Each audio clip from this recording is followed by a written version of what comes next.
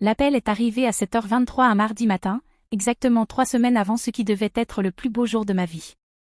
J'étais assise dans mon modeste appartement, en train de siroter mon café tout en révisant les rapports trimestriels de Phoenix Hospitality Group, mon empire de 2,8 milliards de dollars dont ma famille n'avait aucune idée. Emma, nous devons parler. La voix de mon père était sévère, professionnelle. Viens à la maison, maintenant. Je savais que ce n'était pas bon signe. Papa n'adoptait ce ton que lorsqu'il s'apprêtait à annoncer ce qu'il considérait comme des décisions familiales importantes, le genre de décision où tout le monde avait déjà été consulté, sauf moi.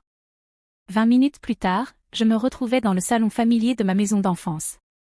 Maman était assise raide sur le canapé en cuir, les lèvres serrées en une fine ligne. Papa se tenait près de la cheminée comme s'il présidait une réunion du conseil d'administration. Ma petite sœur Jessica était affalée dans le fauteuil, scrollant sur son téléphone avec ce rictus qu'elle avait perfectionné depuis le lycée. « Assieds-toi, Emma » ordonna papa, sans me regarder. Je restai debout. « De quoi s'agit-il » ? « Ton mariage » dit maman d'une voix glaciale. « Nous avons pris une décision. » Mon cœur se mit à battre plus vite, mais j'affichai un visage impassible. « Quel genre de décision » ? Papa se tourna vers moi, la mâchoire crispée. Nous ne payons plus pour ce cirque. Les mots me frappèrent comme une gifle. Pardon ? Tu m'as bien entendu. Il croisa les bras. Toute cette mise en scène que tu as prévue, c'est ridicule. 75 000 $ pour une seule journée. Le lieu, les fleurs, le photographe, c'est excessif.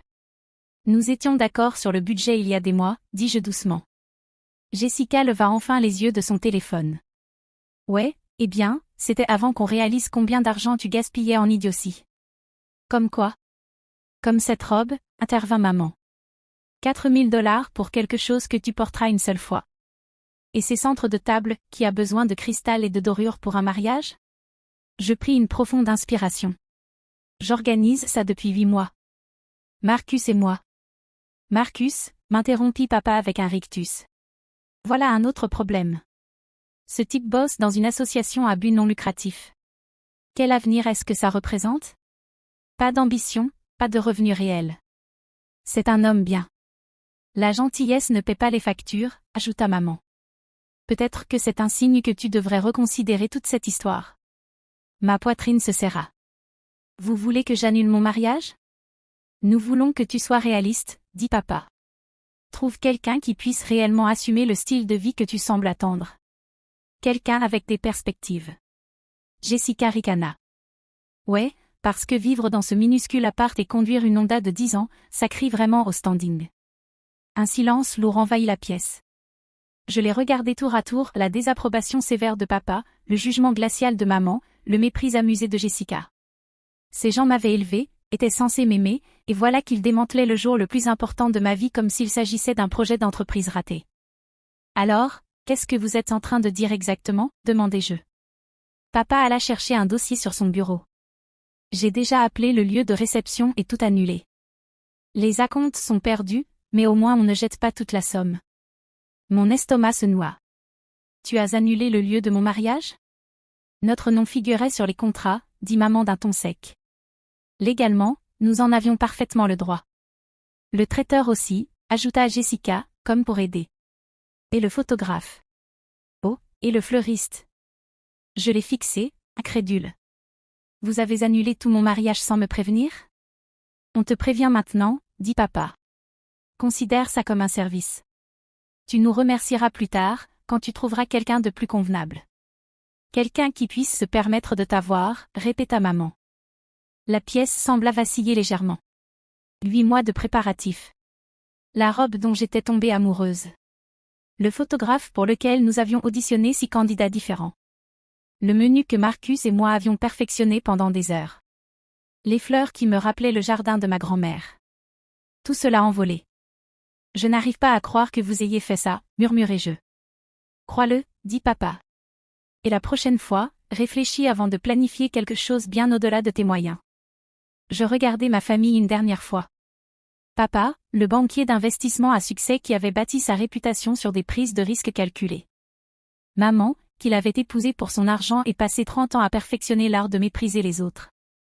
Jessica, qui n'avait jamais travaillé un seul jour de sa vie mais se croyait qualifiée pour juger les choix de tout le monde. Compris, dis-je simplement. Le mot resta suspendu dans l'air. Il s'attendait à des larmes, des disputes, des supplications. Au lieu de ça, je ne leur offris rien. Bien, dit papa, manifestement satisfait de lui. Maintenant, tu peux te concentrer sur quelqu'un de plus approprié. Quelqu'un qui ne fera pas honte à la famille, ajouta maman. Je hochai la tête et me dirigeai vers la porte. Emma, lança Jessica. Ne sois pas dramatique. C'est pour ton bien. Je m'arrêtai, la main sur la poignée. Je ne suis pas dramatique. Je suis pratique. Et je partis. Le trajet de retour jusqu'à mon appartement était surréaliste.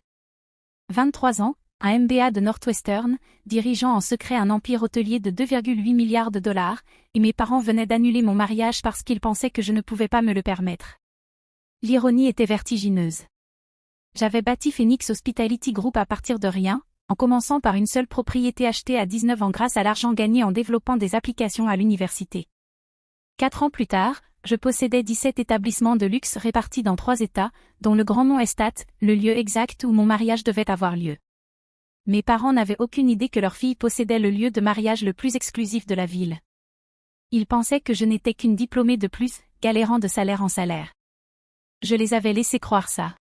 C'était plus simple que d'expliquer comment j'avais transformé un passe-temps de codage en une entreprise technologique, vendue pour 12 millions de dollars, avant d'investir immédiatement tout dans l'immobilier. Plus simple que de décrire les journées de 18 heures que j'avais enchaînées pour construire quelque chose de zéro, pendant que supposait que je cherchais ma voie. Mais cette fois, ils étaient allés trop loin. Je me garai dans mon complexe d'appartements et restai un moment dans la voiture, pensive. Mon téléphone vibra avec un message de Marcus. Hey chérie, je viens de confirmer le nombre final d'invités avec le traiteur. 127 personnes. J'ai hâte de t'épouser dans 3 semaines. Cœur rouge. Mon cœur se brisa un peu. Marcus n'avait aucune idée de ce qui venait de se passer. Il devait être à son bureau, en ce moment même, enthousiaste pour notre avenir, totalement inconscient que ma famille venait de réduire notre mariage en cendres. Je devais l'appeler, mais j'avais d'abord quelques autres appels à passer. Je composai le numéro de mon assistante. Sarah, c'est Emma. J'ai besoin que tu récupères immédiatement les contrats du Grand Mont. Le Grand Mont Estate? Ton lieu de mariage? Oui. Et j'ai besoin que tu vérifies les clauses d'annulation que nous avons en place pour les dépôts. Un silence. Emma, est-ce que tout va bien? Tout va bien. J'ai juste besoin de comprendre nos options dans des circonstances inhabituelles. Bien sûr. J'aurai tout prêt dans 1 heure. Merci. Mon appel suivant fut pour mon directeur juridique, David. C'est Emma. Question hypothétique, si quelqu'un annulait une réservation dans l'un de nos établissements en utilisant une autorisation falsifiée, quels seraient nos recours légaux?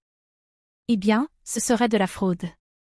On parlerait alors de poursuites pénales potentielles, en plus de dommages civils. Pourquoi? Je veux juste être au clair sur nos protections. Peux-tu m'envoyer les textes précis? Absolument. Emma, tu sembles tendue. Est-ce que Phoenix Hospitality fait face à un problème juridique? Rien de tel. Je suis juste minutieuse. Après l'avoir raccroché, je restais assise dans ma voiture et m'accordais exactement 60 secondes pour ressentir pleinement le poids de ce qui venait d'arriver. La trahison, l'humiliation, la cruauté désinvolte de personnes censées m'aimer inconditionnellement. Puis je sortis de la voiture et montai chez moi pour planifier ma riposte. Le lendemain matin, j'étais en train de relire des rapports immobiliers quand mon téléphone sonna. Numéro inconnu. Allô? Emma. Emma, qu'est-ce qui se passe, bon sang? C'était papa, hurlant dans le combiné. Bonjour à toi aussi, répondis-je calmement. Le lieu vient d'appeler. Ils disent qu'ils ne peuvent pas rembourser nos acomptes parce que le propriétaire en personne a annulé notre remboursement. Ils disent que c'est toi qui l'as annulé. Je pris une gorgée de café. Intéressant. Intéressant? Emma, on parle de 7500 $. Ils disent que le propriétaire a expressément demandé que la famille Martinez ne reçoive aucun remboursement, quoi qu'il arrive. Emma, qu'est-ce que tu as fait? Tu les as appelés pour te plaindre? Tu as provoqué une scène? Je n'ai provoqué aucune scène, papa. Alors pourquoi disent-ils ça? Le responsable parlait d'ordre direct de la direction et de politique non négociable. Emma, qu'est-ce que tu leur as dit? Je m'adossai à ma chaise. À travers la fenêtre de mon bureau, je pouvais voir le grand mont Estat au loin, ses jardins élégants s'étendant sur 40 acres au bord d'un lac immaculé. Je ne leur ai rien dit qu'ils ne savaient pas déjà, répondis-je. Ce n'est pas une réponse, Emma. Tu dois arranger ça immédiatement. Rappelle-les et règle ce problème. Je ne pense pas que je puisse faire ça. Qu'est-ce que tu veux dire, tu ne peux pas? La décision du propriétaire est définitive. Un long silence suivit. Emma, comment sais-tu ce que le propriétaire a décidé? Un coup de chance. Ce n'est pas drôle. On a besoin de récupérer cet argent. Tu te rends compte de ce que représente $7 500? J'ai failli éclater de rire. Papa faisait une crise pour $7 500 alors qu'il se trouvait à 5 kilomètres à peine de mon siège social, où j'avais signé un accord d'acquisition de $340 millions la semaine précédente. Ce n'est probablement pas tant d'argent que ça pour le propriétaire, dis-je. J'imagine qu'il gagne ça en environ 6 minutes. Emma, de quoi tu parles? Comment pourrais-tu savoir ça? Sa voix s'interrompit.